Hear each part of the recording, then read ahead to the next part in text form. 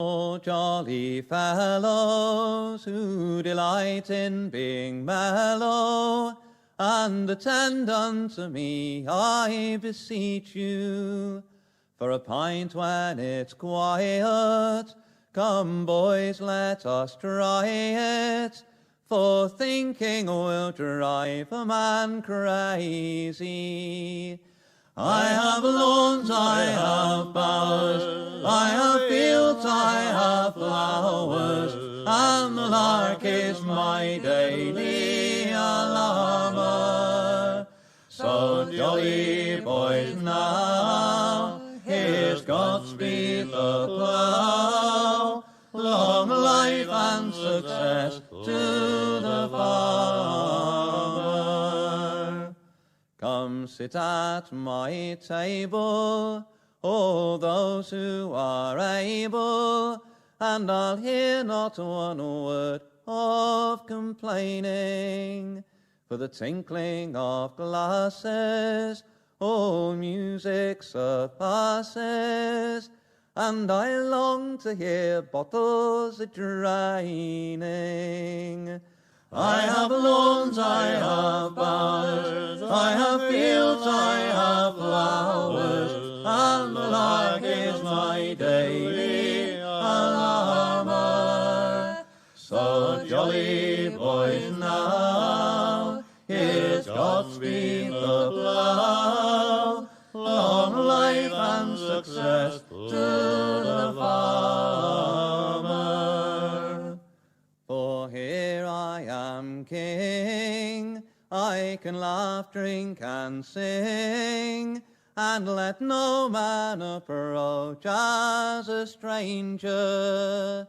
Just show me the ass who refuses a glass, and I'll treat him to hay in a manger. I have lawns, I have bowers, I have fields, I have flowers, and the lark is my daily alarmer. So jolly boys now, here's Godspeed the plough, long life and success to the farmer. Let the wealthy and great roll in splendor and state. I envy them not, I declare it. For I eat my own ham, my own chickens and lamb, and I shear my own fleece, and I wear it. I have lawns, I have bowers, I have fields, I have flowers, and the lark is my daily alarmer. So jolly boys now, here's Godspeed the plough, long life and success to the farmer. Were it not for my seeding, you'd have but poor feeding. I am sure you would all starve without me. But I am content when I've paid me rent, and I'm happy when friends are about me. I have lawns, I have bowers, I have fields, I have flowers, and the lark is my daily alarmer. So jolly boys now, here's Godspeed the plough, long life and success to the farmer.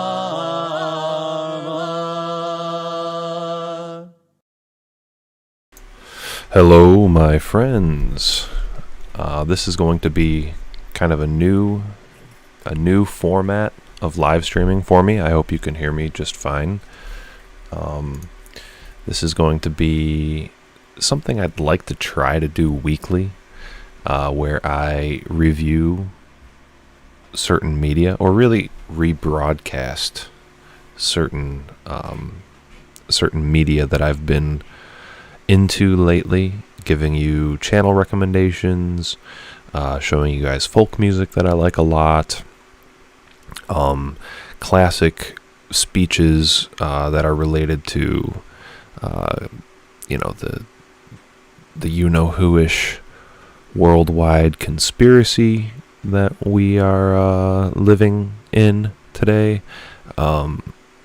Generally pro-white, pro-European media, and just kind of giving you a medley of things that I've been enjoying that week. It gives me a chance to do a live stream, to chat with you guys, and to, just get things out there that I think are helpful, that I think are entertaining, that I think are useful, informative, interesting, and just to share and chat and have conversations, and to do it in a way that that fits with my limited schedule that I have these days. Being a father, being a husband, working overtime every week. It's been tough for me to continue producing content on my channel the way that I used to, and I definitely miss I miss being out there and sharing things with you guys and talking with you guys. And so I think that this is going to be a way for me to do that as time goes on. So the first thing on the agenda for today is old news. I recently got a subscription to the New York Times, and I did that specifically to gain access to their archives. And it's maybe in a future stream we could do things like requests for search terms in the New York Times archive, because their archives are fascinating, and there's a lot that you can get into there. So the first thing I want to do is read a couple New York Times articles that I found by searching the term New World Order. I find that interesting. Then after that, we're going to play another little folk song. After the folk song, I'm going to give you my recommendations, my channel recommendations for the week. Whether those be YouTube or Odyssey or any other platform out there, I'm going to be giving some recommendations. Then I'm going to play one short video from one of the people that I recommend, and I hope I actually didn't get permission beforehand from this fellow, but I hope he's okay with it. In the future, I'll be more diligent about getting permission from people to replay their videos on this stream. But for this first one, I'm just going to go for it. And if they get upset with me afterwards, then I'll figure it out with them. And I'm sorry in advance if you're not happy with me rebroadcasting your videos on my stream. Then after that, I'll play another little folk song. And then I've got a classic speech by William Luther Pierce that I'm going to play, called Out of Darkness. You might have heard it. Then maybe one more folk song. Then I've got a speech by Anthony Sutton, which is he's a great researcher. He worked at the Hoover Institute. During his heyday, he was well established in academic and research fields, and he was basically disgraced by them. He was removed and exiled by them from academia and from research, established research circles, because of his research into the New World Order and his research into the the methods that they have used to further their agenda, this globalist agenda, and especially in the connections between the Western corporate oligarchy and communism during his time, the Soviet Union of his day. So I'll play a little 13-minute speech by him. Then maybe another folk song. I'm going to try to splice up these clips with folk songs.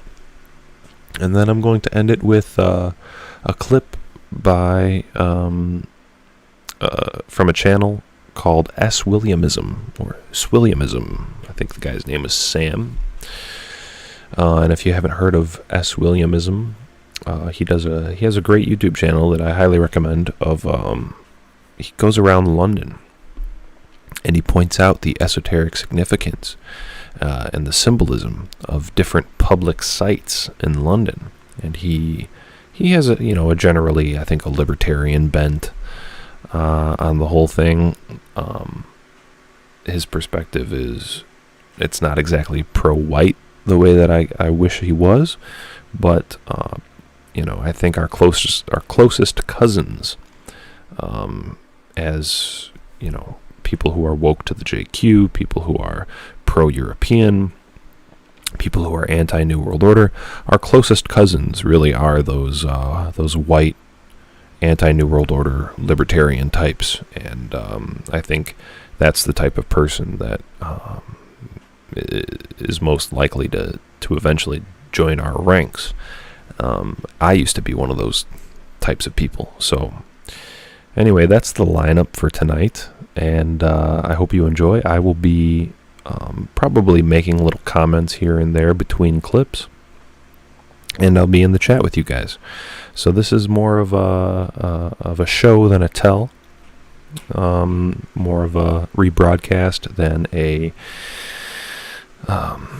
talkathon the way that I usually do. But I hope you enjoy anyway, and if it's well received, then I'll try to do one of these at least once a week. So thank you for coming, and I hope you stay tuned.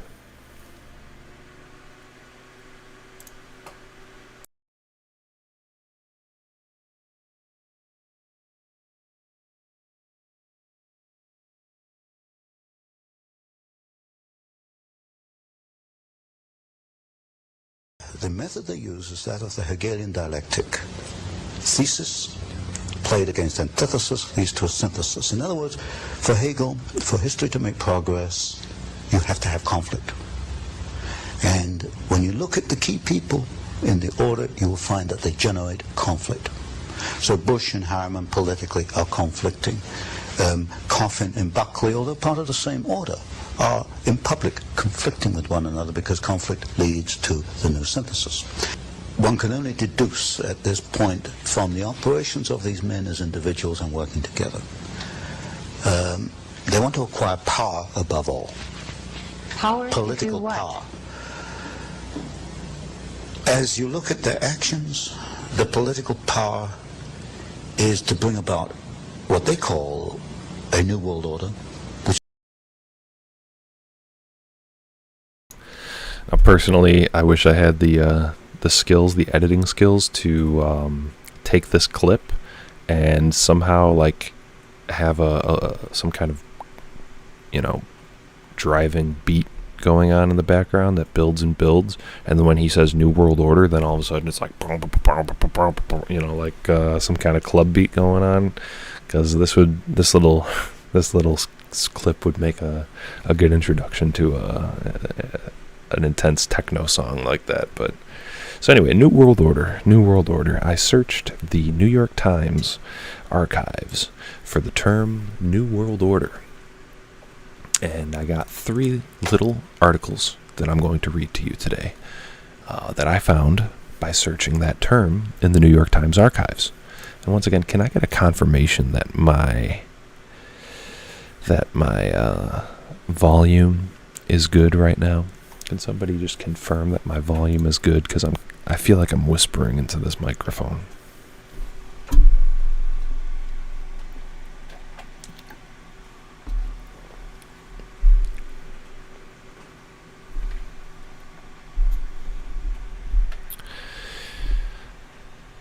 I see a lot of people in the chat. Didymus, thanks for coming, Didymus. Hapa Perspective, good to see you in the chat. Zedez, I already said hello to. Other people who I don't know just by sight, I hope to know you better in the future. Let's continue with the article. People are saying that the sound is good. This is an article from October 6th, 1940. New World Order pledged to Jews. Arthur Greenwood of British War Cabinet sends message of assurance here. Righting of wrongs seen. Looks like Southern Nordic is in the chat as well. Hello, Southern Nordic. English rabbi delivers to Dr. S.S. Wise new statement on question after war. Now, keep in mind, this is in 1940. If you really look into reports of the so-called Holocaust, the earliest mentions of the Holocaust and systematic extermination of the chosen race came mostly, I think, in 1941, 1942. You start to get whispers of it. So this is prior to that. And yet we already see that at the very start of World War I or World War II, we have members of the British War Cabinet telling Jewish leaders that they intend to right the wrongs done to the Jewish people, and they pledge the New World Order, the post-war order, to the you-know-whos. Let's begin to read here. In the first public declaration on the Jewish question since the outbreak of the war, Arthur Greenwood, member without portfolio in the British War Cabinet, assured the Jews of the United States that when victory was achieved, an effort would be made to found a new world order based on the ideals of justice and peace. Mr. Greenwood, who is deputy leader of the British Labour Party, declared that in the New World, the, quote, conscience of civilized humanity would demand that the wrongs suffered by the Jewish people in so many countries should be righted. He added that after the war, an opportunity would be given to Jews everywhere to make a, quote, distinctive and constructive contribution in the rebuilding of the world. The message was delivered last week to Dr. Stephen S. Wise, chairman of the Executive Committee of the World Jewish Congress, by Rabbi Maurice L. Perlzweig, chairman of the British section of the Congress. Rabbi Perlzweig arrived from England Monday evening. Intention to right wrongs. Comparing the statement with the Balfour Declaration of 1917, Dr. Wise declared that, in a sense, it had, quote, wider and farther-reaching implications, as it dealt with the status of Jews throughout the world. He said that Mr. Greenwood's message could be interpreted as a statement of England's firm intention to help right the wrongs which Jews have suffered and continue to suffer today because of Hitler's, quote, disorder and lawlessness. Mr. Greenwood, sending the Jews of America a message of encouragement and warm good wishes, wrote, quote, the tragic fate of the Jewish victims of Nazi tyranny has, as you know, filled us with deep emotion. The speeches of responsible statesmen in Parliament and at the League of Nations during the last 7 years have reflected the horror with which the people of this country have viewed the Nazi relapse into barbarism. Quote, the British government sought again to secure some amelioration of the lot of persecuted Jewry both in Germany itself and in the countries which were infected by the Nazi doctrine of racial hatred. Today, the same sinister power which has trampled on its own defenseless minorities and by fraud and force has temporarily robbed many small peoples of their independence has challenged the last stronghold of liberty in Europe. New World Order Forecast. When we have achieved victory, as we assuredly shall, the nations will have the opportunity of establishing a new world order based on the ideals of justice and peace. In such a world, it is our confident hope that the conscience of civilized humanity would demand that the wrongs suffered by the Jewish people in so many countries should be righted. In the rebuilding of civilized society after the war, there should and will be a real opportunity for Jews everywhere to make a distinctive and constructive contribution, and all men of goodwill must assuredly hope that in New Europe, the Jewish people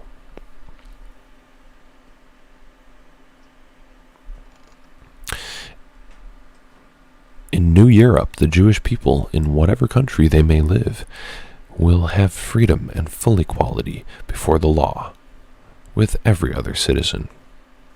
In an interview at the Hotel Astor, Rabbi Perlzweig declared he was certain Mr. Greenwood, quote, speaks for England.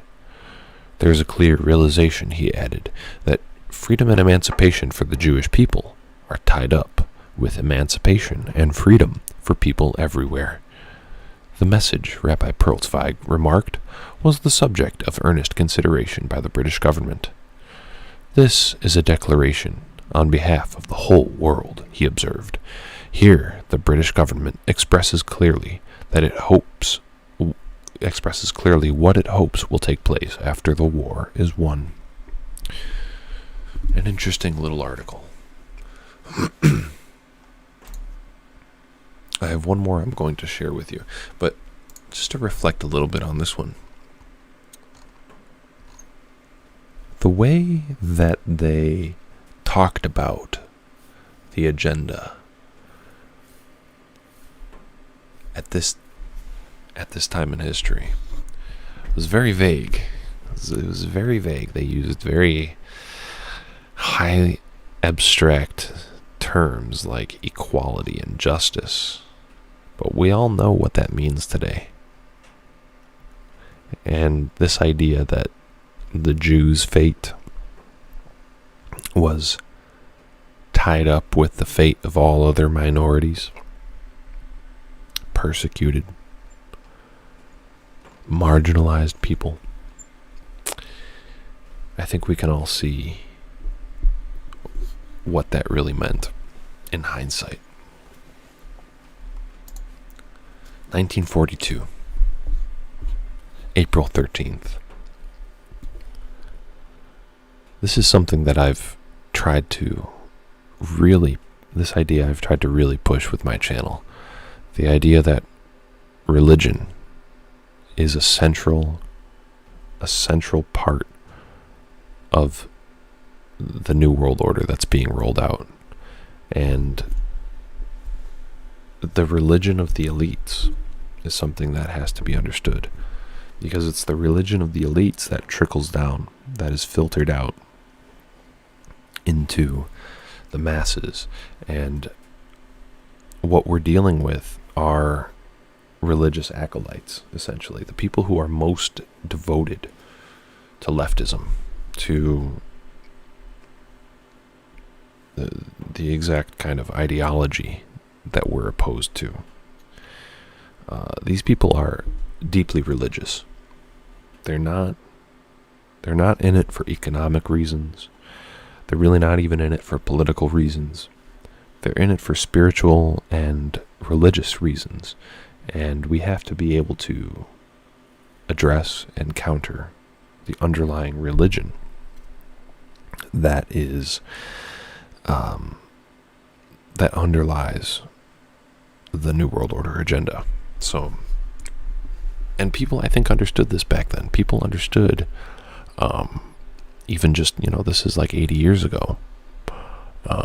They understood that religion was a central component in any kind of political or social movement. And that's something that I think people have lost today. They've lost sight of that because this godlessness, this atheism that has been pushed in society for so long, it's kind of convinced people that religion doesn't exist anymore, or that religion doesn't have it doesn't have power anymore in society. And the people, especially people who really promote the idea of believing in science, that we have to have a rational government, the new atheist types who want government to be rational and scientific, those are the most religious people of all. And they're so religious that they don't even see their religion as being religion.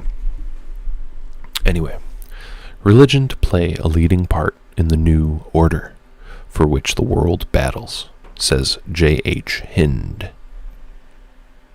April 13th, 1942. Religion will play an important part in the new order to be established by the victors in the present conflict, says J. Hutton Hind, leader of the St. Louis Ethical Society, in an address yesterday at the meeting house of the New York Society for Ethical Culture, Central Park West and 64th Street. If the Axis power wins, he said, they will establish a political and religious system based upon race and nation. Religious freedom will be impossible. If the United Nations win the war, there will be a greater measure of political and religious freedom. It will be unfortunate if the old sectarianism of the orthodox religions takes advantage of this freedom to continue their exclusiveness. Under freedom, many differences should be dissolved, and a common ground of belief and effort found for the securing of the values which all men seek. By the use of science and knowledge, and by an appreciation of the highest values of life, men may secure the values which they seek. In India, Nehru condemns the superstitious and obscurantisms of the orthodox religions, Hindu, Sikh, Muslim, and Christian. He calls for a spiritual unity under freedom and science, with political unity to implement the aspirations of the people. There is the New Life movement in China, with its emphasis upon ethics. In Russia, there are tendencies in the same direction. In America, we may recall Emerson and Whitman, and today the voices of John Dewey and Eustace Hayden.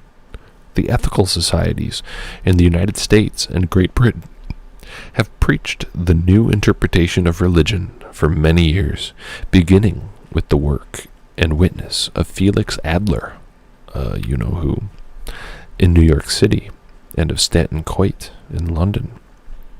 It is the duty of every free man and woman to understand this tendency in religion and encourage it as having a part to play in the new world order we desire to establish. Now, if that's not an oracular article, then I don't know what is.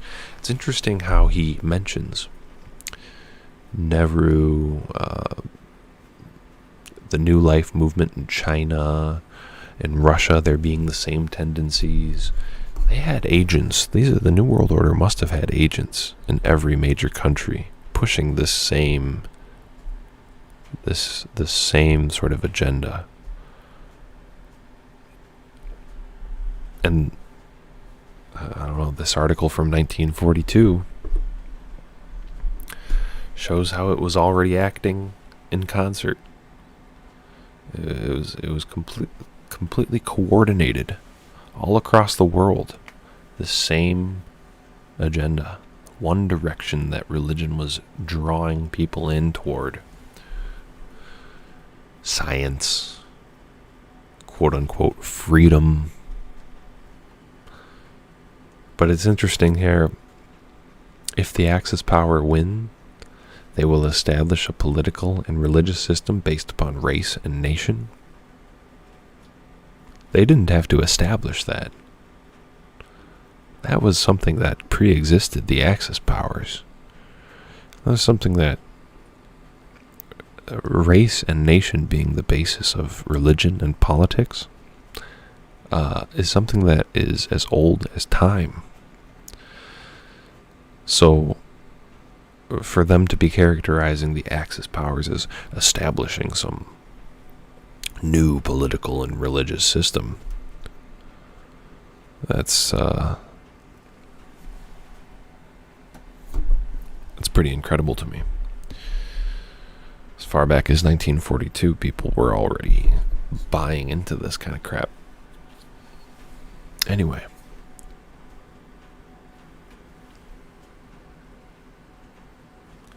I had one more, but I think I'll save it for another day. We could just read the headline. Bids women lead to the New World Order. Bookman tells Oxford Group America can show the way in remaking nations. There's a ton of articles like this, and I think you get the picture at the moment. So we'll just go on to the next segment of the show.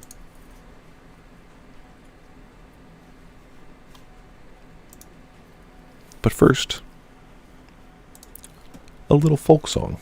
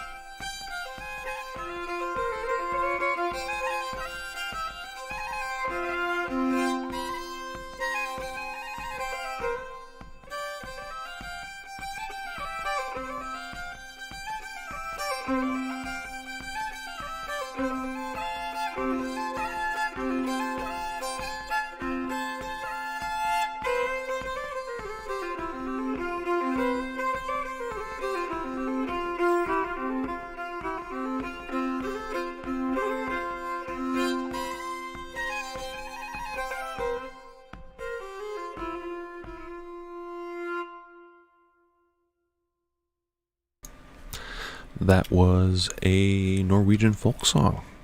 Now, the next thing I'd like to do is give you a couple of channel recommendations.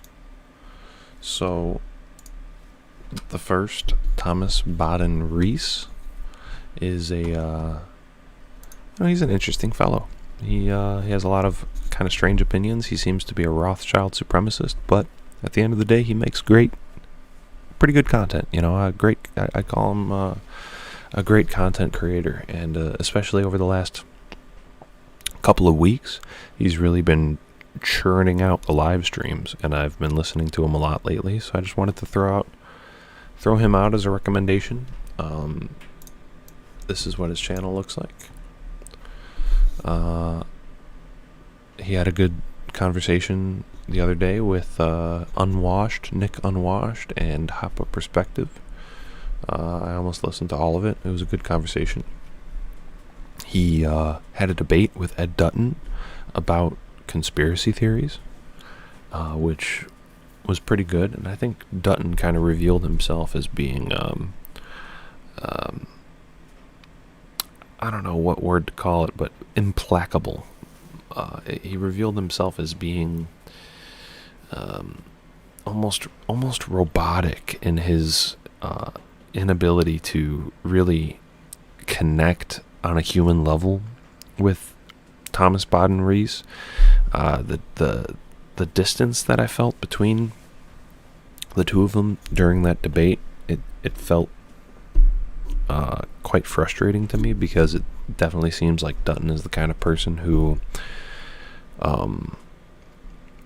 separates himself from his audience, from his interlocutors, and takes this high and mighty approach to things. And it just seems like, during that debate, that he wasn't completely fair with Thomas.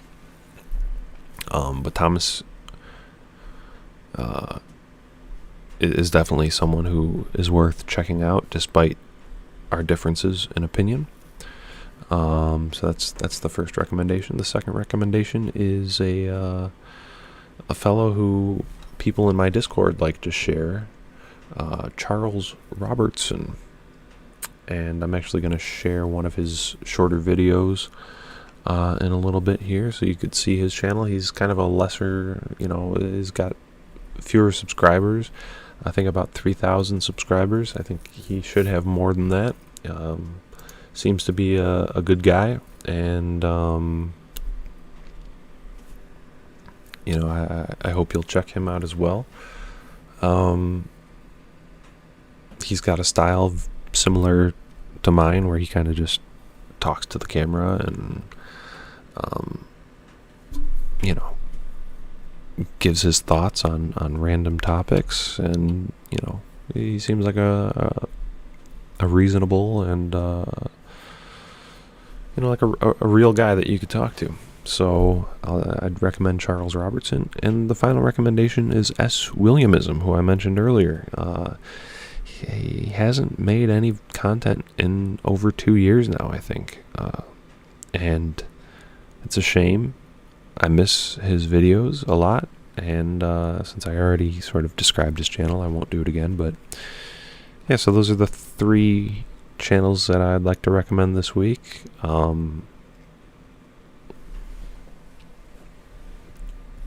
Let's see what's next on the agenda. Okay, well, now we're going to watch a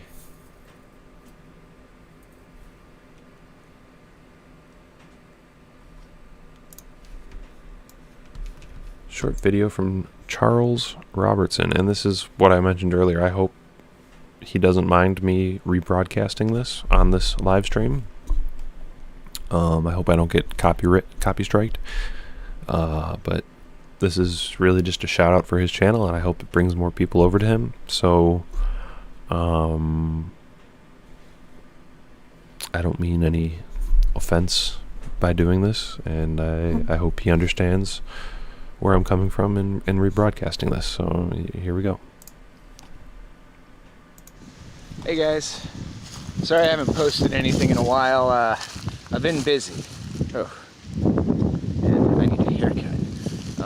Anyway, in the comment section of one of my videos, one of you guys said that it would be, you asked if I would maybe be interested in being on Millennial this year, and I was kind of stunned by that, because I didn't know that Millennial Woes was still making content. I thought that he had been like 100% like unpersoned.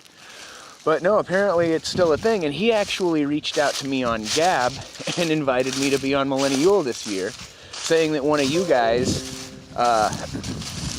got my presentation in his feed somehow. So that's cool. Anyway, something else I was really wanting to talk to you about. I saw this debate between that guy Destiny and a Spaniard named Martinez, and they were debating the Great Replacement. And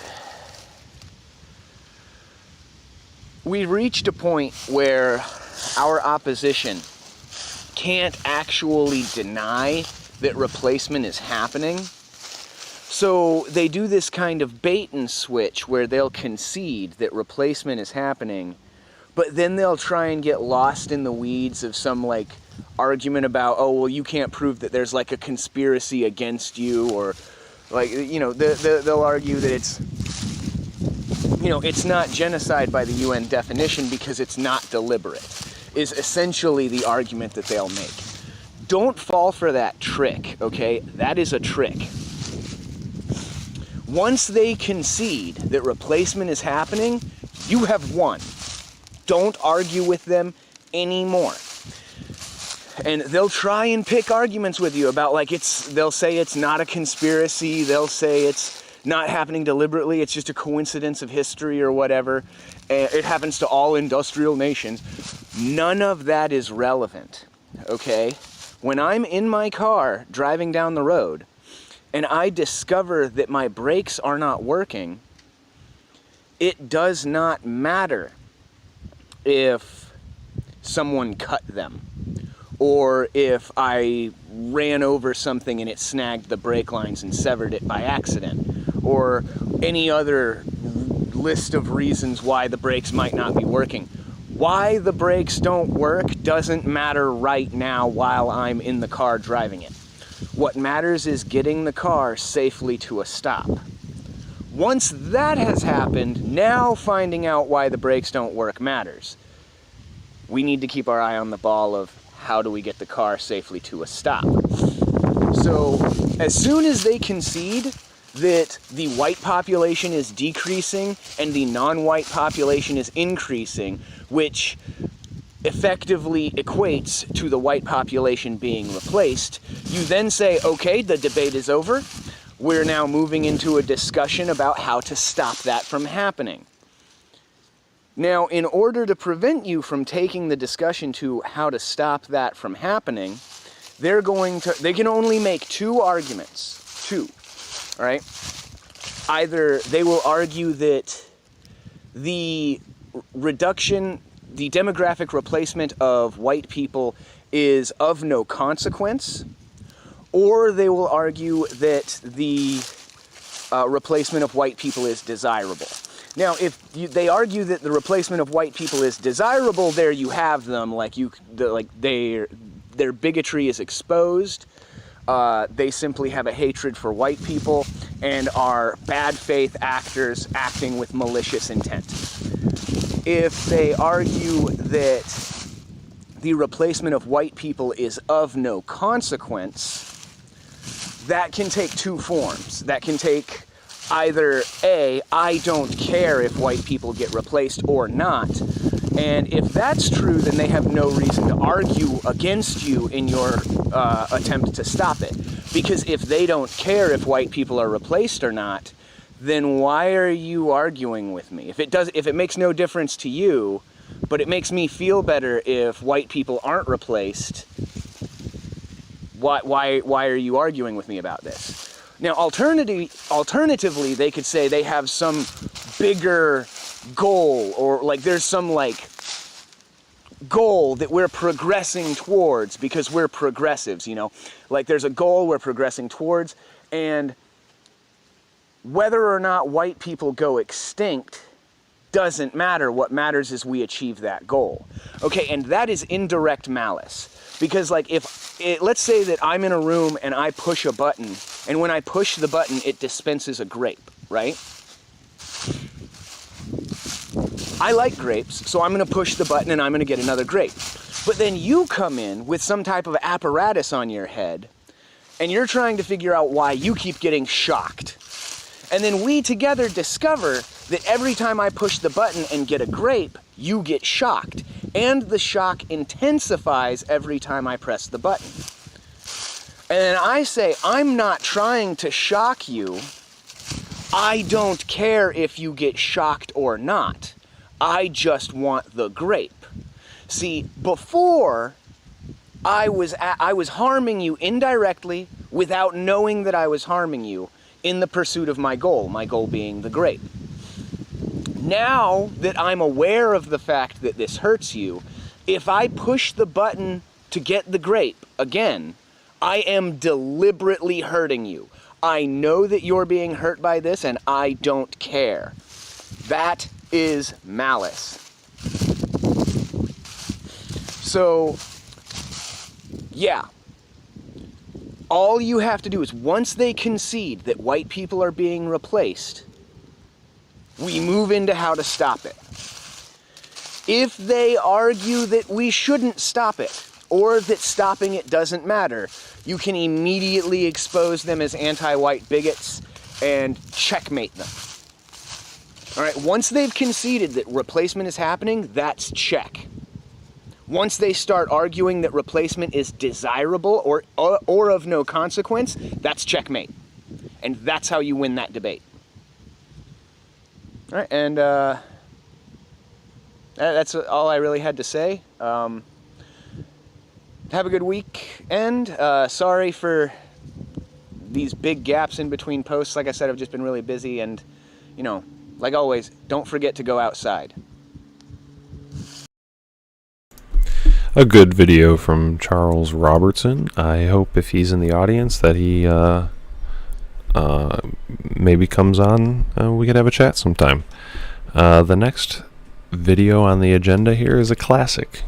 So we're going from new advocates of our people to old advocates of our people. And if you haven't heard this before, I think you'll enjoy it. If you have heard it before, I think you'll enjoy it anyway. William Luther Pierce is somebody that I come back to periodically, and I always enjoy listening to his videos. So I'm going to let this play, and I'm going to go try to put my baby back to sleep because she just woke up. So here we go.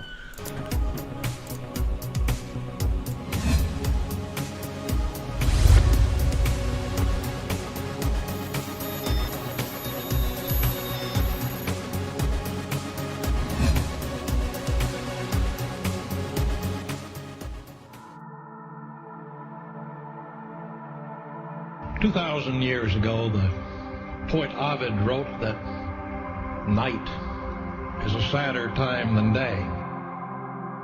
I know that's always been true for me.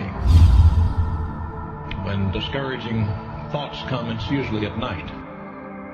Actually, I'm pretty cheerful most of the time, but it used to be that occasionally, when I was working alone in the national office late at night, a black thought would come into my mind, always the same thought.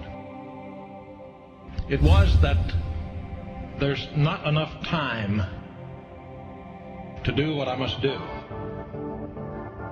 It was that something will happen to me before the alliance is strong enough to survive and continue growing without me.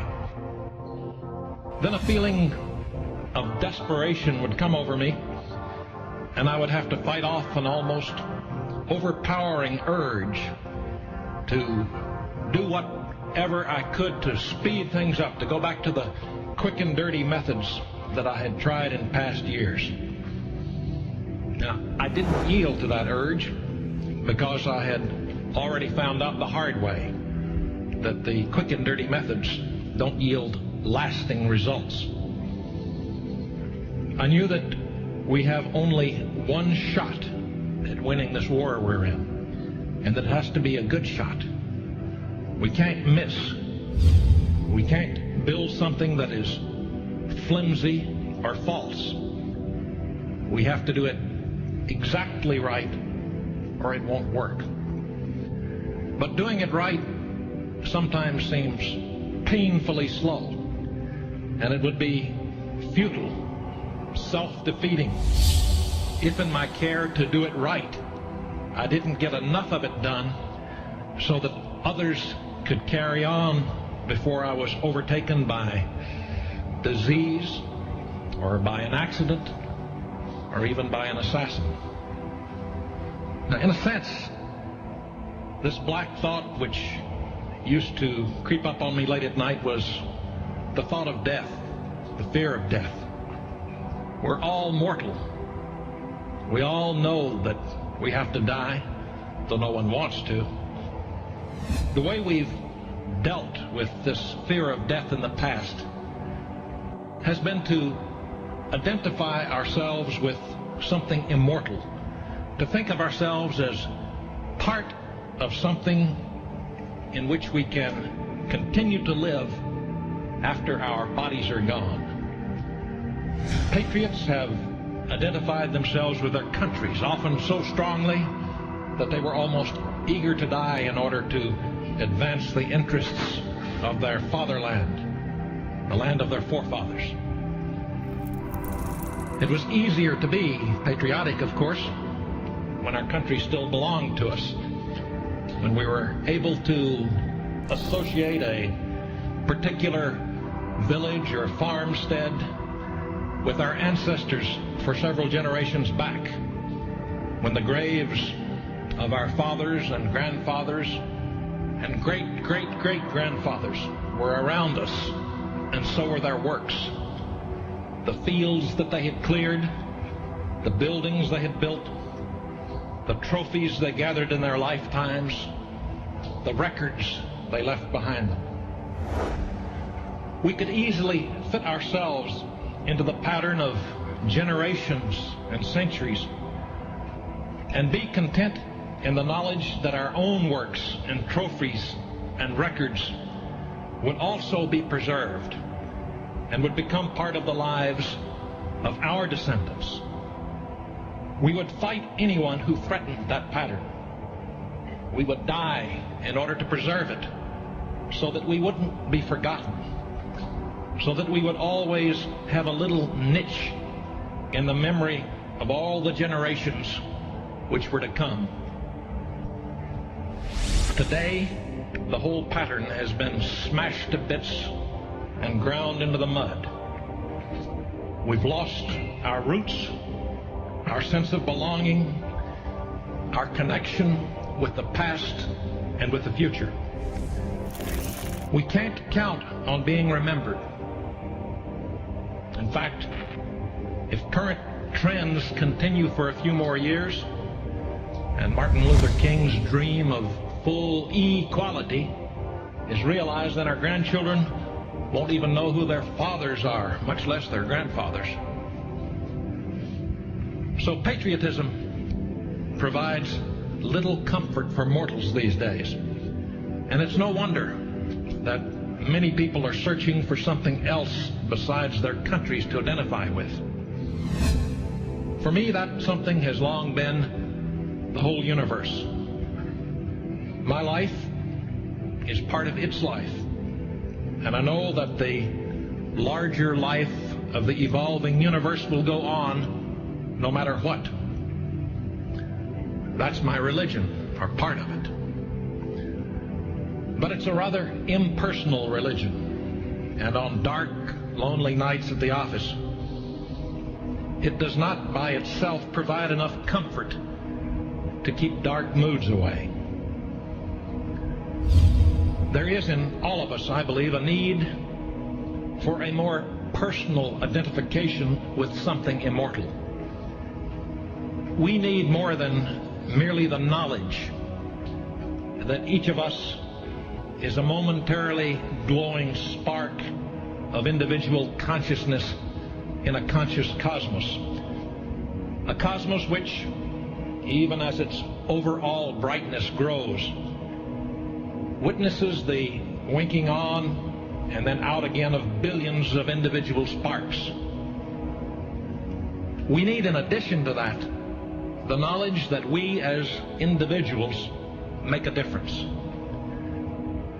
We need the knowledge that we can make a mark on the world through our own efforts, and that the mark we make will last. We need to know that our personal contribution to the life of the universe will be remembered after we are gone, that others will add to it and help it grow, so that 10 generations from now, or even 100 generations, the record will still be there.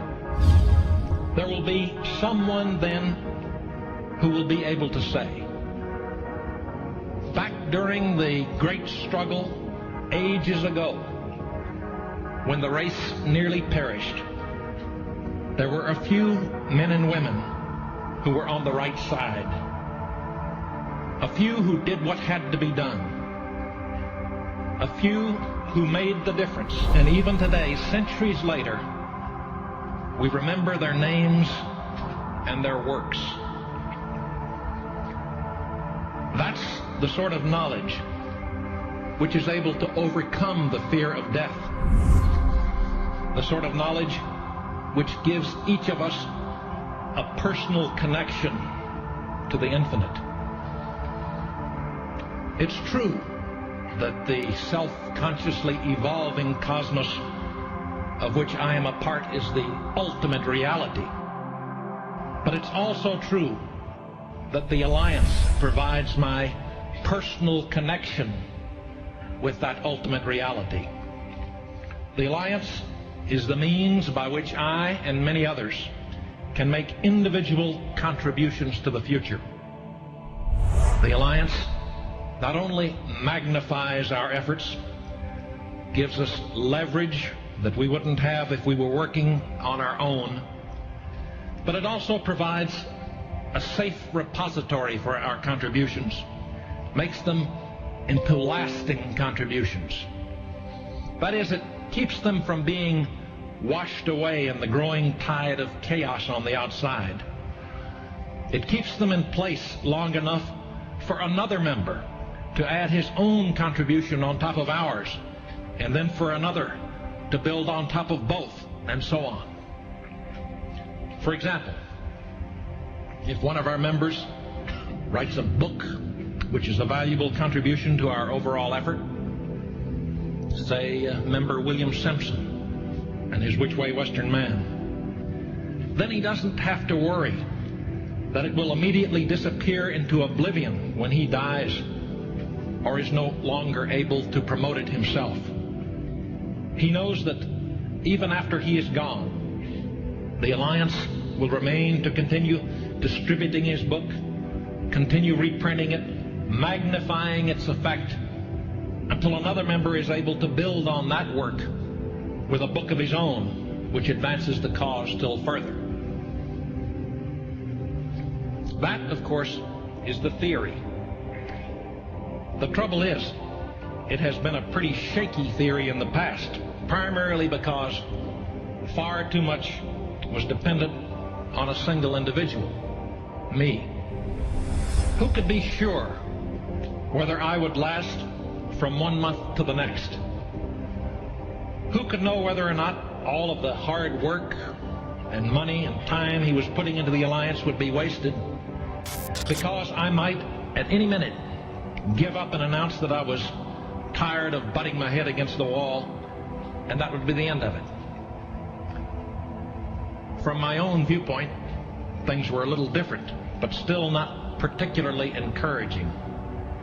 I knew that I wouldn't give up, but I could see others giving up all around me.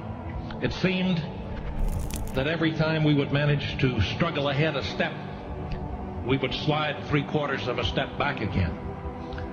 And I knew that we were not strong enough to keep going at all if I quit, which meant that I had to hang on and keep on pushing things forward until we reached a critical point where I could stand aside and things would keep moving forward without me, because there would be the right people ready and able to take over all of my responsibilities.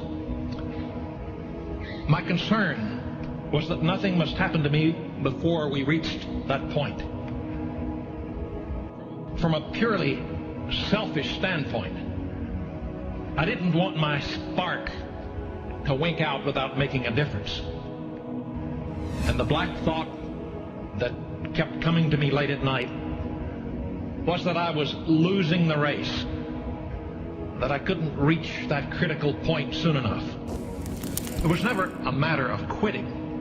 I never worried that all of my hard work was being wasted, in the sense that I could have been spending my time more enjoyably. From the time I started, there was only one thing that I could do, even if there were no hope at all of winning. I couldn't stop, even if I had wanted to. Nevertheless, whether I was working willingly or unwillingly, the occasional late night feeling that it was all for nothing was quite distressing. Fortunately, daylight generally had the effect of dispelling my gloom, and so I was able to present a cheerful face to the world. Now, the only reason that I'm making this confession to you is that my black thoughts are a thing of the past. If I still had them, I certainly wouldn't tell you about them. But the fact is that I have not been gloomy about our prospects for at least the last year.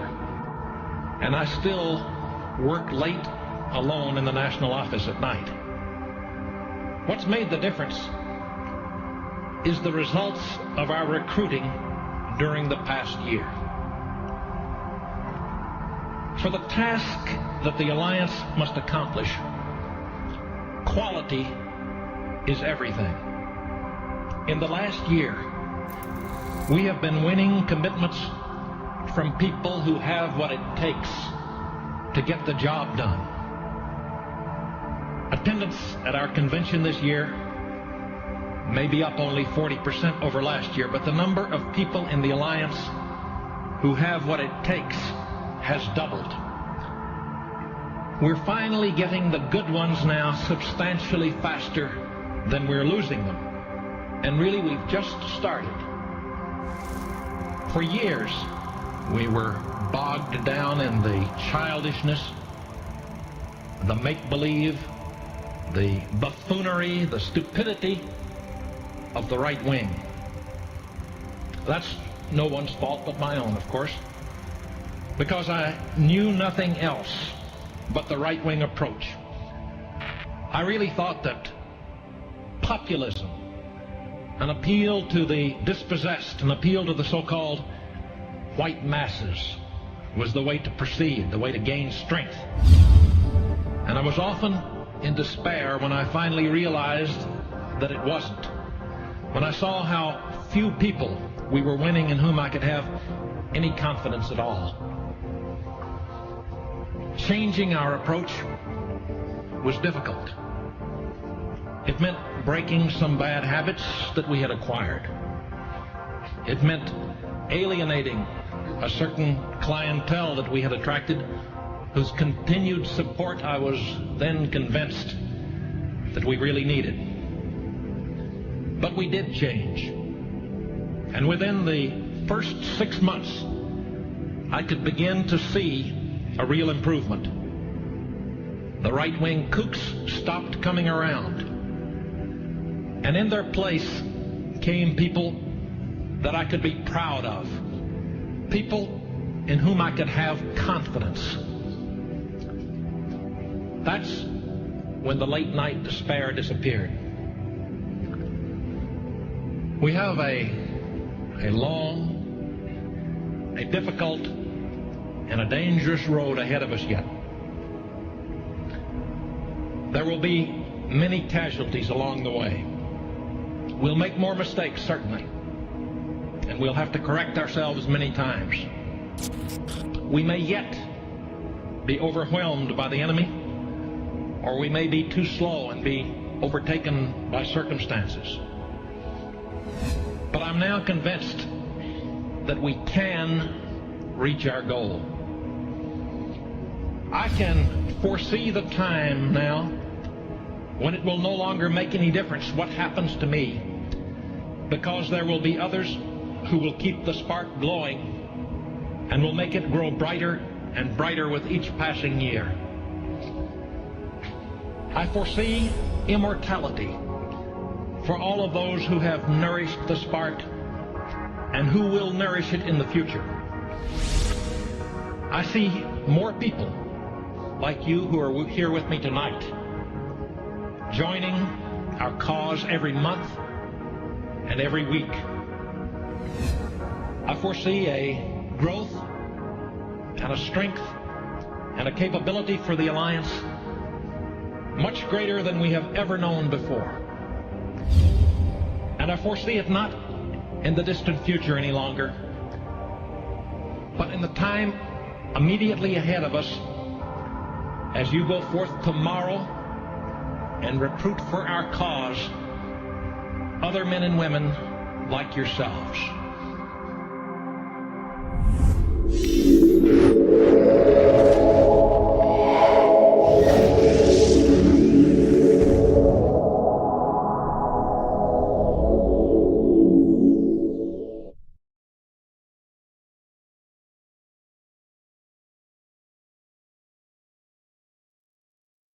I like to rise when This is a the manner-bound sun she recording rises as a part of the Voices of the Past project. morning. For more I information, like to hear them small birds singing merrily upon the leyland, and a rock for the life of a country boy, and to ramble in the new mown hay. In spring we do sow after harvest and mow, and that is how the seasons around they go. But of all the times to choose I may, we'd be rambling in the new mown hay. For I like to rise when the sun she rises early in the morning. I like to hear them small birds singing merrily upon the leyland, and a rock for the life of a country boy, and to ramble in the new mown hay.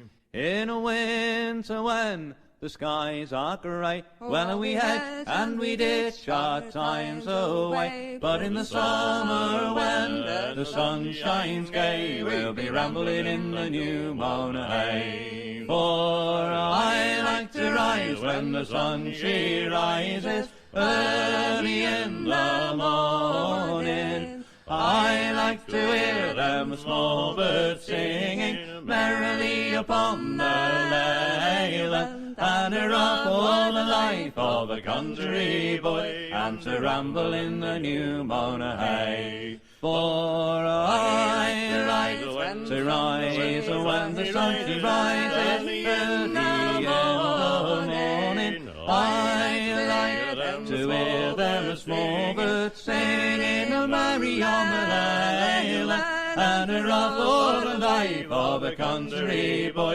and to ramble in the new mown hay. So that was a nice speech by Pierce, Dr. William Luther Pierce.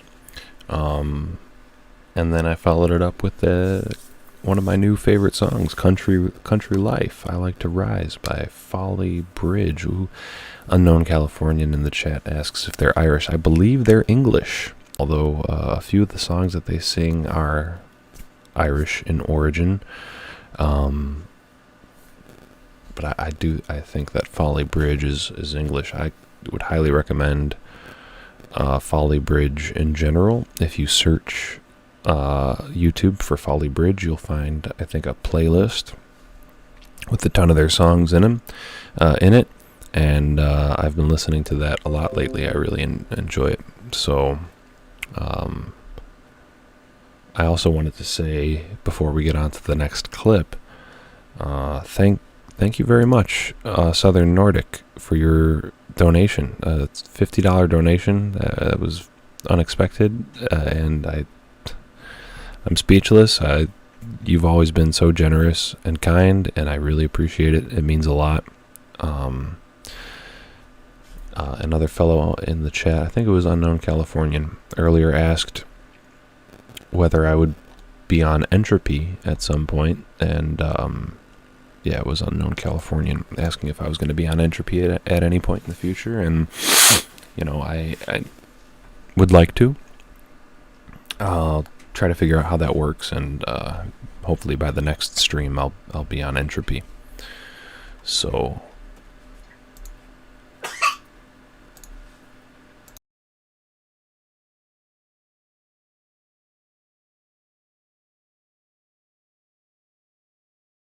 anyway, the next clip, as I mentioned earlier, Anthony Sutton,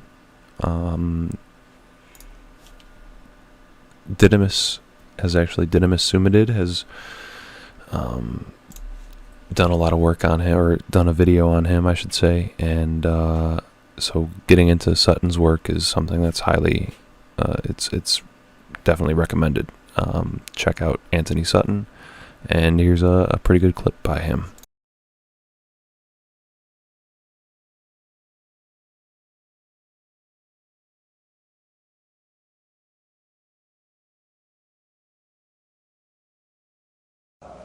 Getting back to the Bolshevik Revolution, one of the ironies of it is that both Lenin and Trotsky were in exile, one in Germany, one in the United States. Tell us about who helped them get where they were going to make sure that revolution was pulled off. Well, let me summarize about 4 chapters into 4 minutes. Trotsky was in New York. He had no income. I summed his income for the year he was in New York. It was about $600. Yet he lived in an apartment. He had a chauffeured limousine. He had a refrigerator, which was very rare in those days. He left New York and went to Canada on his way to the revolution. He had $10,000 in gold on him. He didn't earn more than $600 in New York. He was financed out of New York. There's no question about that. The British took him off the ship in Halifax, Canada. I got the Canadian archives. They knew who he was. They knew who Trotsky was. They knew he was going to start a revolution in Russia. Instructions from London came to put Trotsky back on the boat with his party and allow them to go forward. So there is no question that Woodrow Wilson, who issued the passport for Trotsky, and the New York financiers who financed Trotsky, and the British Foreign Office allowed Trotsky to perform his part in the revolution. Now, over in Switzerland, you get Lenin, who was in exile. He went through Germany in the famous sealed train by permission and with the encouragement of the German General Staff. And yet Germany and Britain were supposedly fighting each other. And you get them both moving these 2 key revolutionaries into place inside Russia. And then, of course, the rest is history. They created the revolution with no more than about 10,000 revolutionaries. They needed assistance from the West, and they got assistance from Germany, from Britain, and from the United States to continue and consolidate the revolution. Just tell us all over again why. Why? Just You tell won't it find again. this in the textbooks. Why is to bring about, I suspect, a plan to control world society in which you and I won't find the freedoms to believe and think and do as we believe. Did these power brokers actually envision at that time a one-world government that would be socialist? Yes. The second statement I made was that they did not want the Soviet Union to develop into another free enterprise society, and that this would offset it. Aiding the revolution would offset this event. That was made as a statement in 1919. You have various books, one by Gillette, the razor blade Gillette, called The City, I think it was, which laid out this corporate socialism for the world to see as early as, 1905, 1910. So around the turn of the century, you begin to see actually written statements by these internationalist businessmen of the kind of socialist empire they wanted to bring about. It's there, but these books, of course, are not included in your courses in political science and history at the regular universities. Well, talk about the Red Cross mission. Red Cross mission to Russia, 1918. About 17, bankers, lawyers, businessmen, Well, yes, a couple of doctors. There were 2 doctors, I think. There were 2 doctors. What was the mission? The mission was financed by William Boyce Thompson, the Chase Manhattan Bank, Federal Reserve System. The Red Cross didn't want to send a mission. The Red Cross said, we don't need a mission to Russia. They already had one in Romania, which was doing a good job. But William Boyce Thompson wanted this mission, and he put the money up. He financed it. And if you look, I printed a list of the people on the mission, and they were mostly bankers and lawyers, Wall Street lawyers, and people in and around the Wall Street establishment. The function or the purpose of this mission was to be in place to assist the Bolshevik Revolution. The Red Cross mission to Russia was a cover vehicle. It enabled these Wall Street elitists, these Wall Street manipulators to be there in place, and then I traced a cable $1 million from the Morgan Company in New York to Petrograd. I forget to which bank, but it came from William Boyce Thompson, and which financed the revolution. And then they put pressure back in the State Department in Washington to actually send arms to the revolution, which went forward in 1918.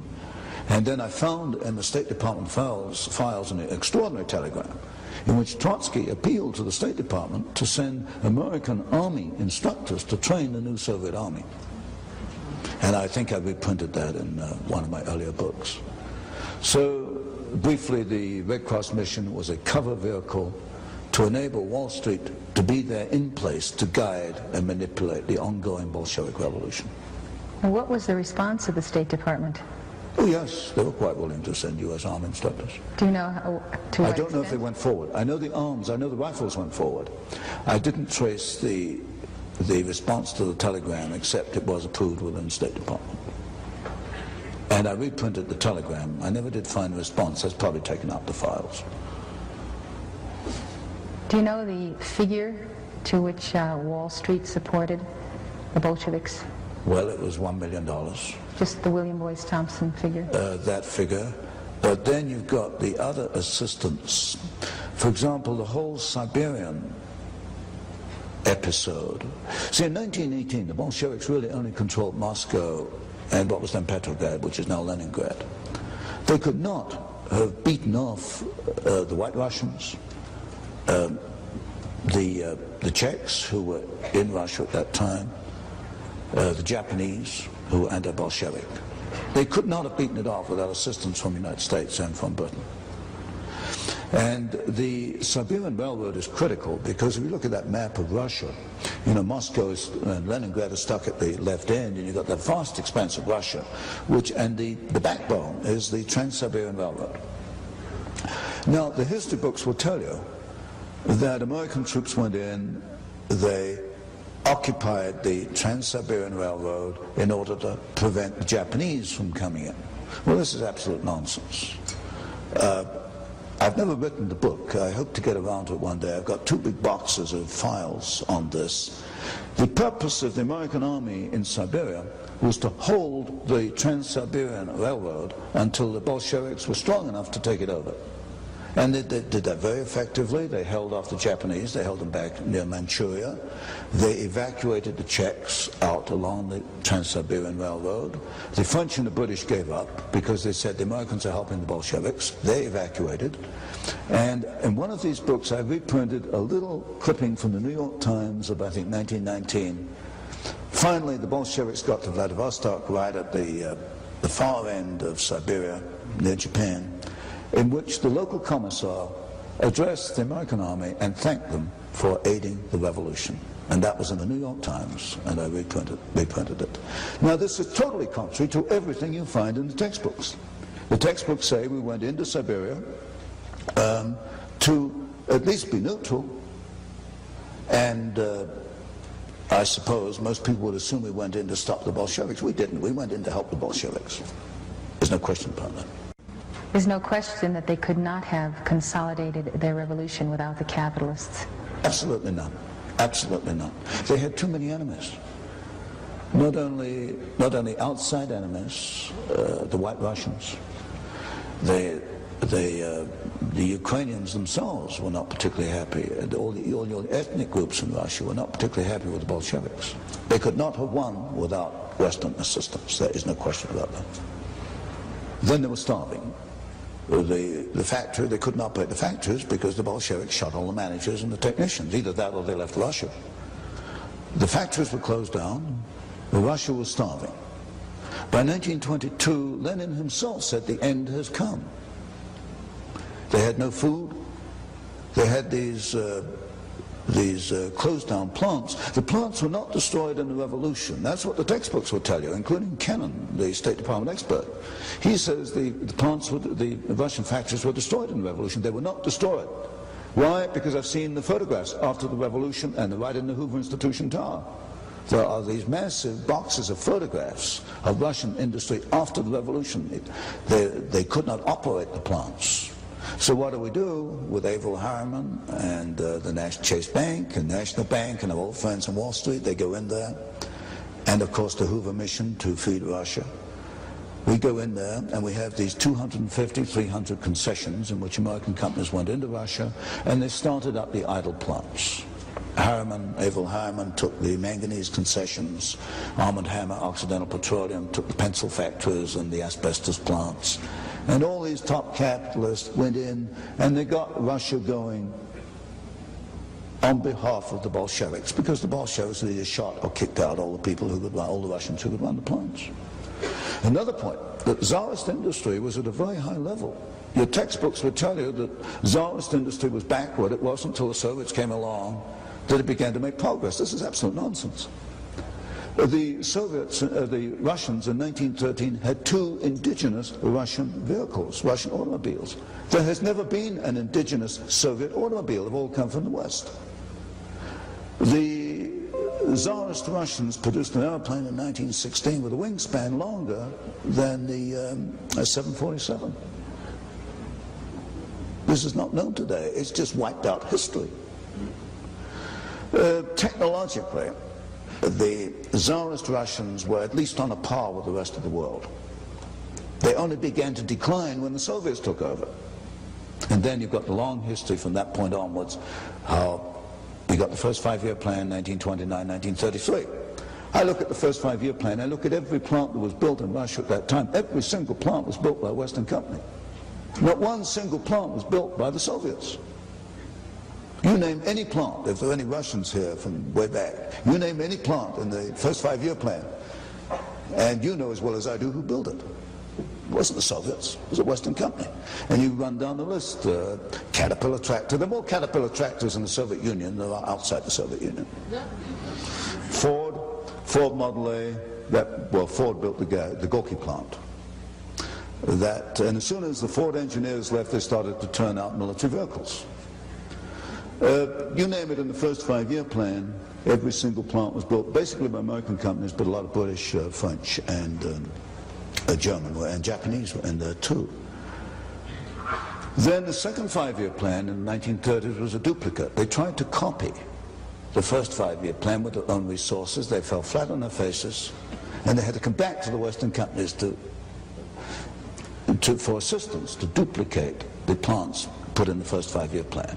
And for example, I was in Douglas Aircraft Company. They let me into their files, and it was amazing the detailed assistance given by Douglas Aircraft. They bought one DC-3, and then they bought a DC-3 in sub-assembly and all kinds of duplicate spare parts to get the thing going.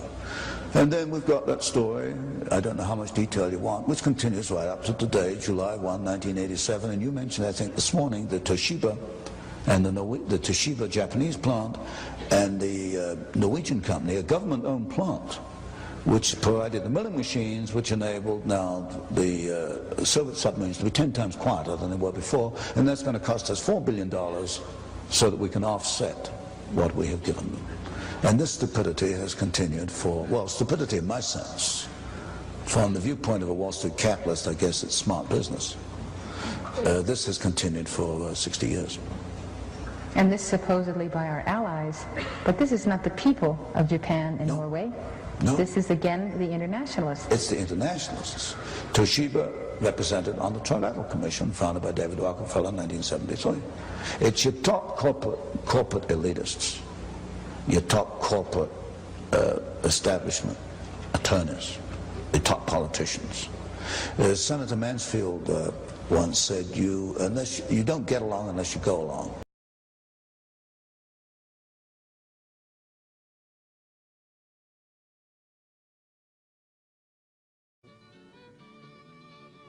We just lost sight of the Queensport light, down the bay before us, and the wind's blown some cold today with just a wee touch of snow.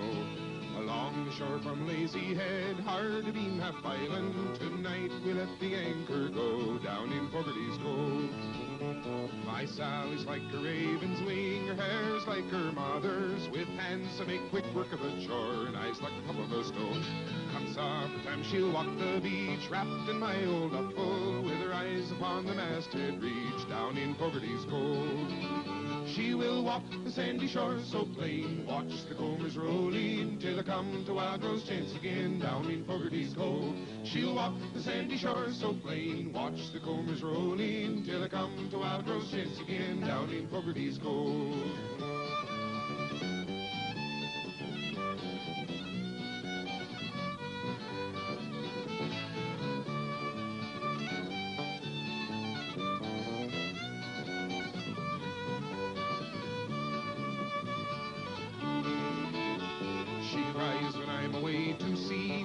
When I'm with her, she'd rather ride a government job or maybe go on the dole. But I love her way as I put about and nose into the channel. My Sally keeps a supper and a bed for me down in Fogarty's Cove. She will walk the sandy shore so plain, watch the combers rolling, till I come to Wildrose chase again down in Fogarty's Cove. She'll walk the sandy shore so plain, watch the combers rolling, till I come to Wildrose chase again down in Fogarty's Cove.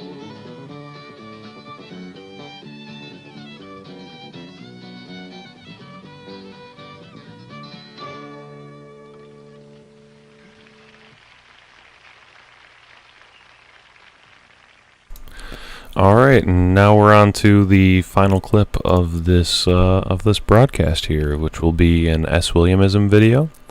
Like I said earlier, he's a great creator. He hasn't made any videos in over 2 years now. I really hope he's okay. So if you haven't seen him, I'm sure a few of you will really enjoy this and end up binge watching all of his content, because he's a great videographer. He really gets into the occult symbolism that is present in the city of London.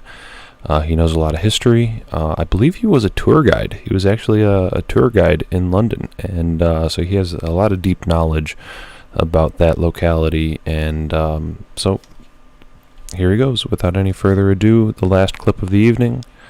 Sorry I can't really interact as much as I'd like to. My wife's having an issue with the daughter, and I'm between clips helping them out. So, yeah, anyway, here we go.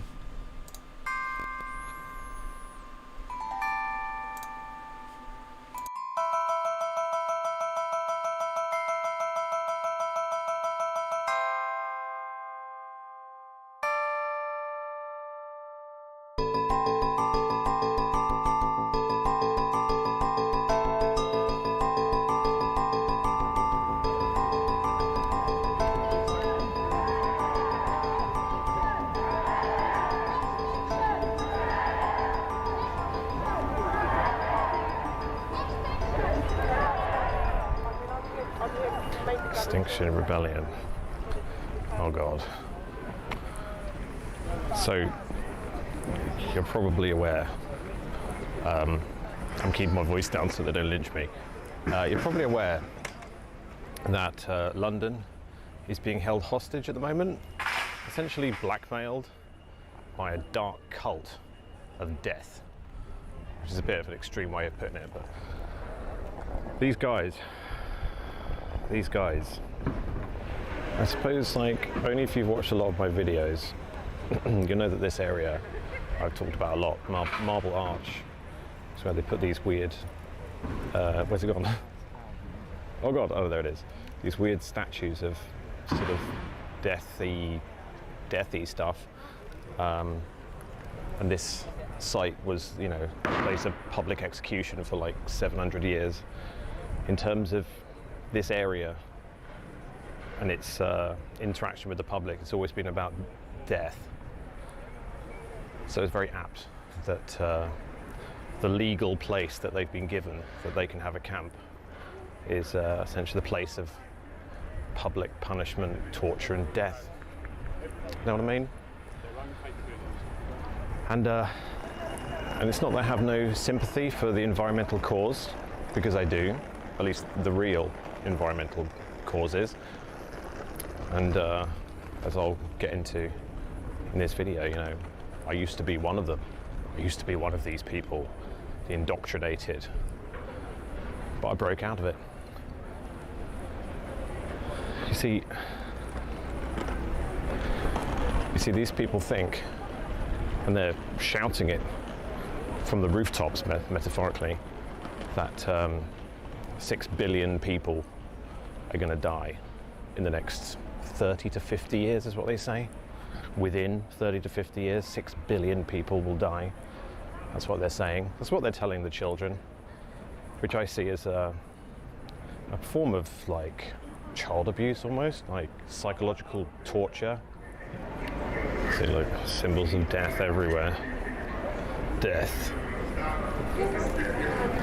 I'm going to go essentially and tour all of the different sites that they're occupying at the moment. But before I leave here, Marble Arch, which is their main camp, main camp, I want to show you something and just sort of tell you that this is the first bit of filming I've done today. And just as normal, you know, I come out quite early in the morning and I bring breakfast with me, and, you know, I generally set up my camera to do time lapses while I'm having my breakfast. But I couldn't really eat my breakfast here this morning because of the potent smell. This whole area absolutely stinks of a smell that you've probably smelled before, the homeless smell. You know, that sort of urine-y, sweat, BO thing. It's really quite disgusting here, and probably a danger to public health. And I just want to show you this. Hope you're not eating your breakfast as well.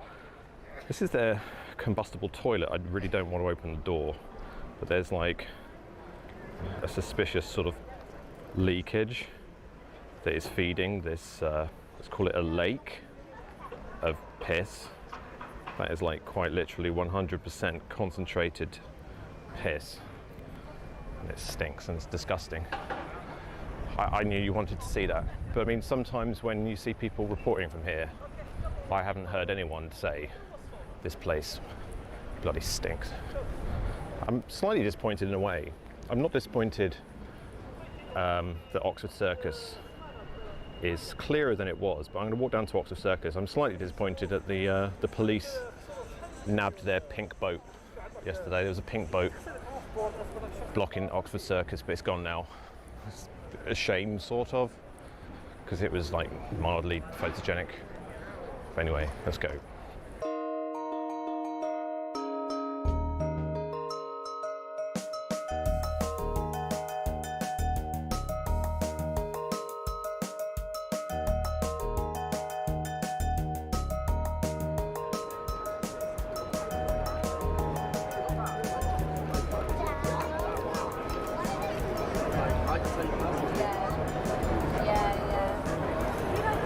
There's actually not many of them left here, really.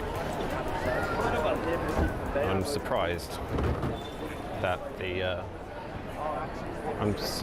the police aren't clearing it, but the police are sort of patiently talking to the activists, listening to what they have to say.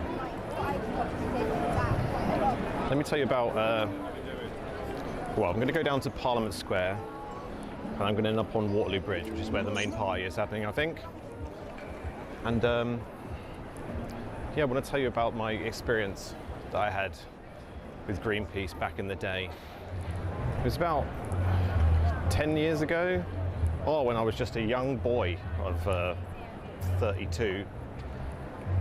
I worked for Greenpeace for about a year and a half, something like that, doing festivals and street fundraising and all sorts of other stuff. They sent me up to Manchester to be action trained, as they called it. So it's sort of like a course where they teach you how to do, passive resistance and what to do when you're arrested and all of that kind of stuff.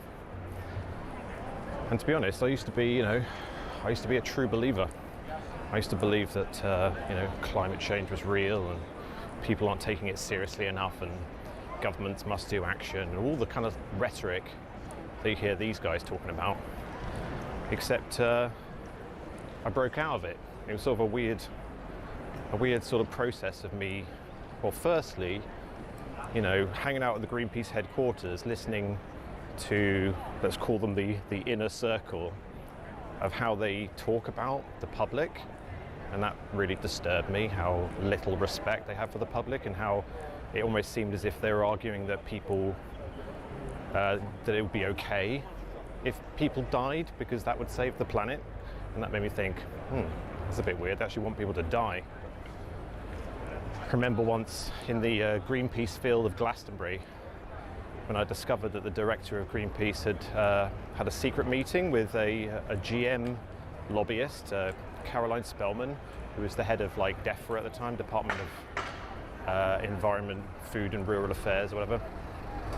And all of a sudden Greenpeace dropped their resistance movement against GM crops. And I had this weird thing where I was chasing the director around the Greenpeace field, trying to talk to him about it, and he kept evading me and running away and hiding in tents and peeking out and seeing that I was still there, and lots of weird shit. I'm going to get run over. Needless to say, I broke out of the mind control, and when we get out to Parliament Square, I'll talk you through some of the science or non-science.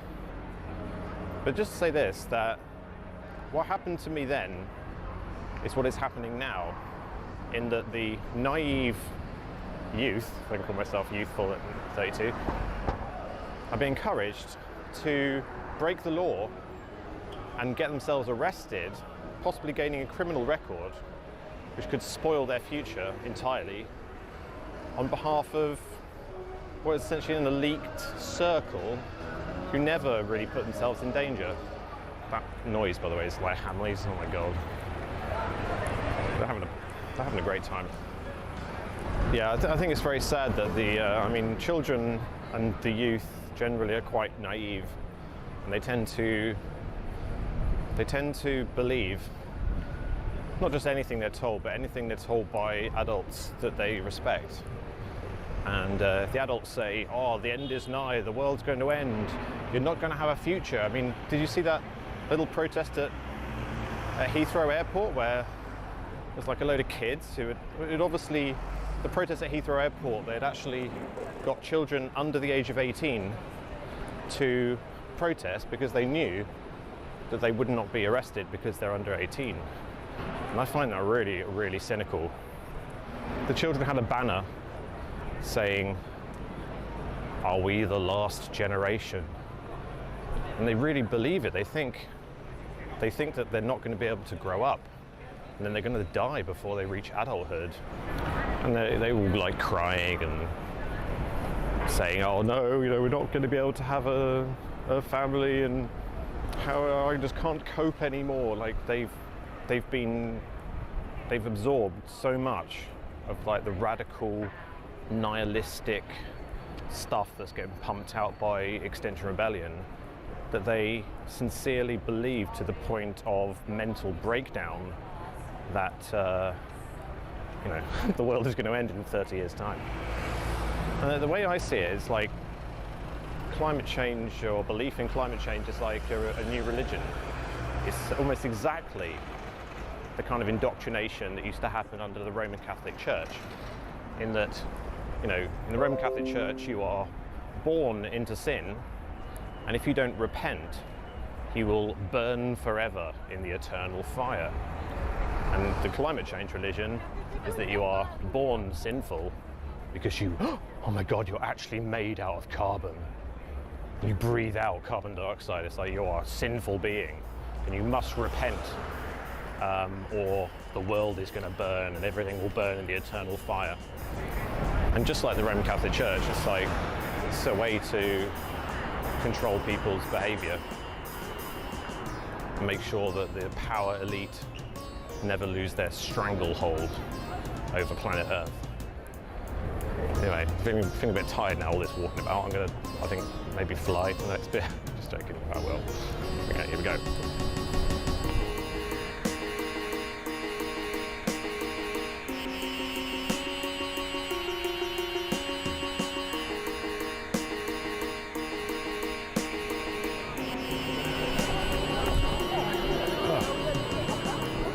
Oh, there they are. Act now. Act now. Is this a so maybe wanting to be in like a TV show or something, learning how to act? Is that right? I mean, is it me, or like as if the police couldn't move that if they wanted to? It seems actually like a conscious. Oh, they got guns out there. Oh. They're going to start shooting them in the street. It's all very weird, isn't it? They've just sort of blockaded with just like a few people on each side. The police could easily move this. They obviously don't want to. It's a bit odd, isn't it, that the protesters have chosen Easter holiday week because they're urging the government to take action and meet with them, but the government are on a Easter break. Like, there's not a single politician within 100 miles of here, and well, apart from the Green Party, obviously, who are supergluing themselves to zebra crossings.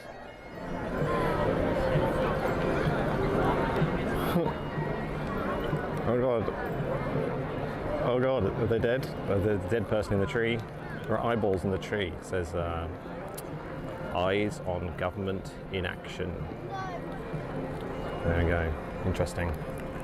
Oh, and it's all fairly occultic what they're doing here. I mean, there's like, you've probably seen news images of like the people who are like crying blood, draped in blood, the blood priests of blood, or whatever. Which makes it even more like the Roman Catholic Church. And the symbols they use. I mean, I found it very difficult to find out like who actually created this symbol in the first place, but their symbol is very pagan-like, isn't it? It's what sort of thing that hippies have as tattoos. And having a look at like a few pagan symbols to try and work out what might be the archetypal symbolism of it, looks to me very much like the symbol of possession and the symbol of death, which is fairly apt to it, isn't it? They've done pretty well there. But Easter as well, paganism, Easter, worship of Mother Nature, the sacrifice of children, blood sacrifice, all that seems just very apt. I'm now desperately searching for some shade. It's like scorchingly hot today. Must be global warming. Sorry, I mean climate change. Who was it who said there are lies, damned lies, and statistics? Spoiler alert, it was Mark Twain. But statistics have always been a very good way to mislead people, or to try and get them to agree to something that actually is not real. The most obvious lie, statistically speaking, in terms of the whole climate change movement is, of course, the 97% of scientists agree BS, which is like the easiest thing to debunk in the world, seemingly. I mean, anyone surely, I mean, nobody, I presume, who bands around things like, 97% of, none of those people actually ever bother to look up whether it's actually true. It just sounds like a really convincing thing to say, so they parrot it to one another, and they tell it to the children, and the children say, 97%.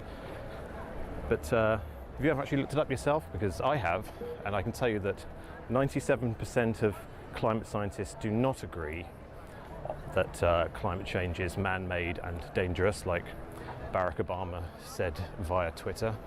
But if you look it up, and I have, so I'll show it to you somewhere here, I guess. I'll put it here above the tree of death. Yeah, actually, 0.5% of climate scientists agree that climate change is man-made and dangerous and quantify that with data. 66% of climate scientists refuse to take a position. So that's a thing, isn't it?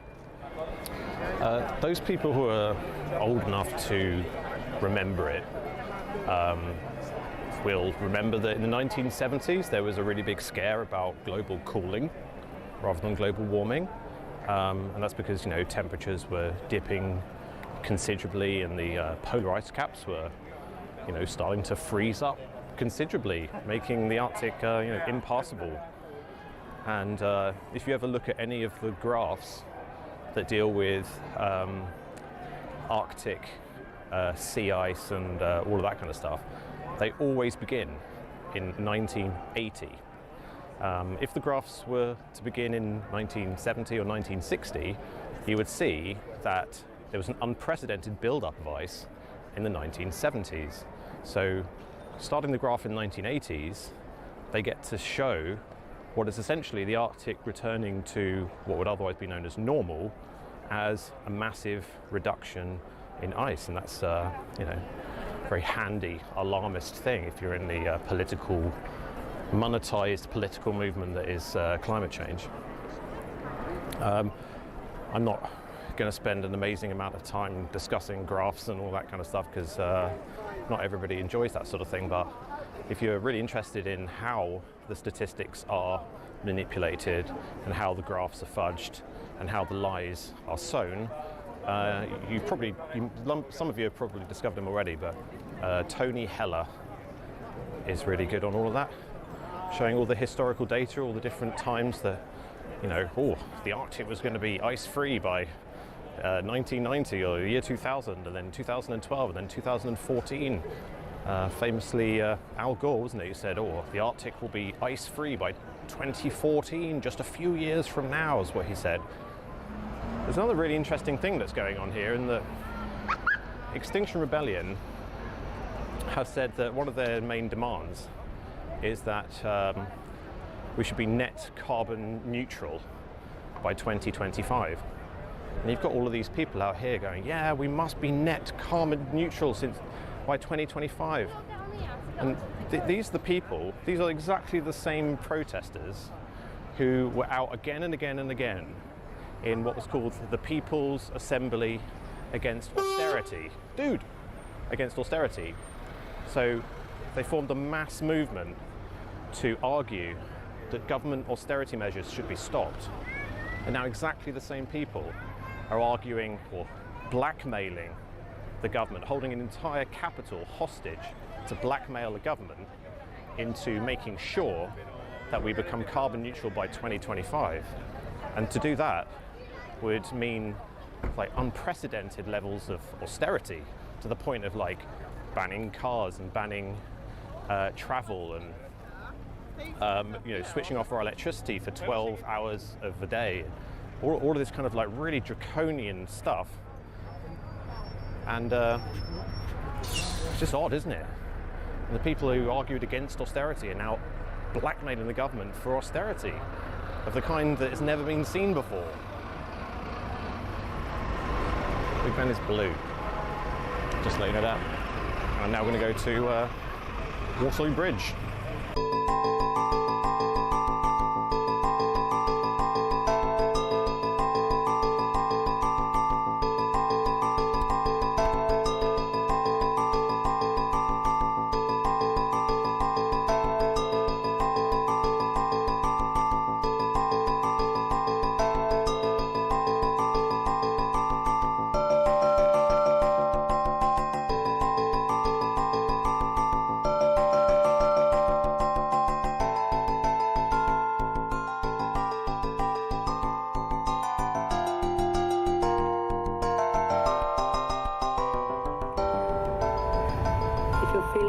just think of where your shoulders are and relax them. Bend your knees a little bit. Feel your feet in the floor. Relax your belly and your chest. And feel that heart. Feel your hand there holding your heart. And smile in gratitude for all of us being here right now.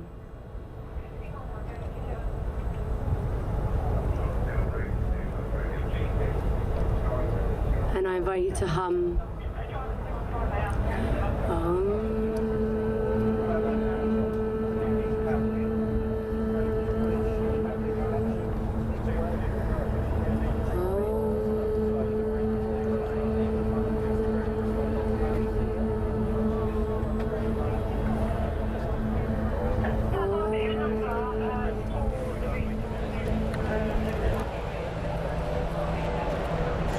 Given that I'm going to make the assumption that you're part of the protest, yes. We're about to start a massive police operation under Section 14 Public Order Act. The only legal place to protest is the Marble Arch. Yes.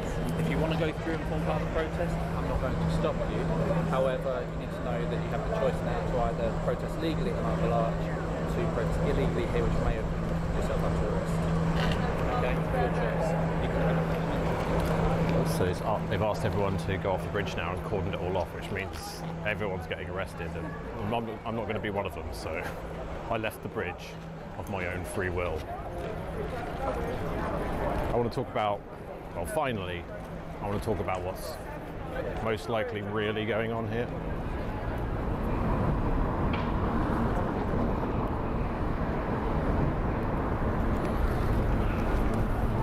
So, there's a guy called Roger Hallam. You may have heard of him, I don't know. He's one of the main leaders of, or organisers for Extinction Rebellion. It's sort of his brainchild. And he happens to be doing a PhD at the moment, so this is all part of his PhD work, which is focusing on radical protesting techniques. So in a lot of ways, all of those people up there who are about to be bundled into vans and possibly get a criminal record are sort of like guinea pigs in his science experiment. The way that I see it really is that, you know, the core people involved in that are the core people who are involved with Occupy and the people who are part of Climate Camp and Reclaim the Power and various other things. Remember Brian Hoare down at Parliament Square, where this weird other camp turned up next to Brian Hoare, and he put up a sign that said police camp, pointing at them, insinuating that they were sort of some kind of controlled opposition undercover police operation. Well, that's those people. Or rather, those people are some of the core figures who are essentially leading what's going on in particularly Parliament Square right now. Do you remember what happened with that other camp in Parliament Square? It essentially got the law changed to make it illegal for any camp to ever be there again. And do you remember what happened with Occupy? In that it set a legal precedent to make it in the future illegal to even so much as sleep rough in the City of London. Essentially a protest movement that was supposed to be against the banks. Its main accomplishment was making homelessness illegal in the City of London. So I just wonder whether that's what's going on here. It's unprecedented scale of disruptive protests. I think the real thing that will happen with it is that more draconian measures will come into place to make sure that that sort of thing can never happen again. Essentially make protesting completely illegal anywhere in the capital without express permission from Her Majesty's government. So yeah, those people are just essentially being used by an inner circle. I mean, they even call themselves the Circle of Council or something like that, with a sort of weird paganistic symbol. So it's all really weird. There is a positive message here though. just to end on a positive note, the positive note is that there's a lot of youthful people up there who are being told that the world is going to end in 12 years, and that a mass extinction event, humans are going to become extinct in as little as 12 years, or maybe 30 years, or maybe 50 years. The positive thing is, or the positive result of that, I think, will be that when 12 years has passed and we're all still here, and there's been very little change to the polar ice caps and etc., those people, when they're adults, might start to realise that when they were younger, they were misled by flagrant lies, and who knows, it might just wake them up. And as Swilliamism predicted, in the age of COVID, protesting basically is illegal these days, unless you're protesting for Black Lives Matter or some other crap like that. But yeah, it's interesting to see just before the whole age of COVID began, how the world looked pre-masking, pre-social distancing. But yeah, anyway, go check out his videos. He has a great set of videos, and that's the last clip that I've got for this evening. If you guys like this, I'd like to continue doing this maybe once a week, where I do a weekly roundup of my favorite videos and clips and stories and whatnot from that week, and just rebroadcast them here for you guys to enjoy and to chat and hang out. And I'm sorry I wasn't around as much as I would have liked to have been tonight for this first episode of this kind of show, but unfortunately I had a little problem with my baby daughter and was distracted in between showing you guys the clips. But Og Hockey is asking if he can rewind later. Yes, I'll repost this and you can watch it later if you'd like. But yeah, so this is the kind of thing that I want to do going on into the future. If I was going to ask one last thing, if any of you out there are good with video editing or video production, and you want to help me out with this kind of show, please get in contact with me, because I'd like to make it a little more professional, a little more well stitched together, and do things like integrate memes in between clips, or do transitions, do some kind of fun transitions between the clips, or things that are little bits of media to introduce segments like the old news segment or the channel recommendation segment, or things of that nature. So if you're good with that kind of stuff, please get in contact with me.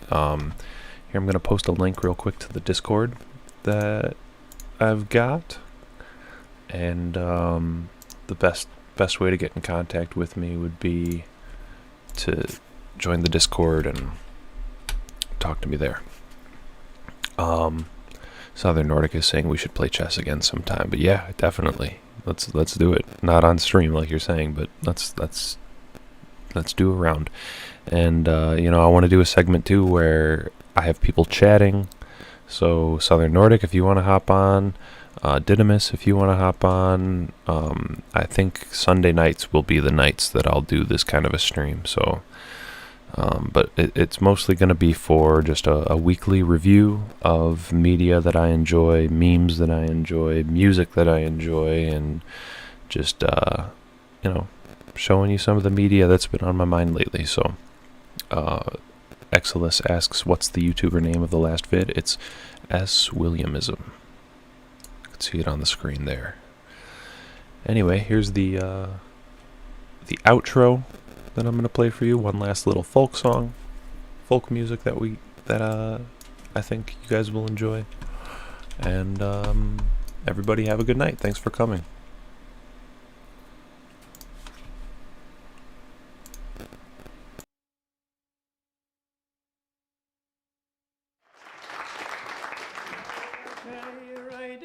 Doodle-day,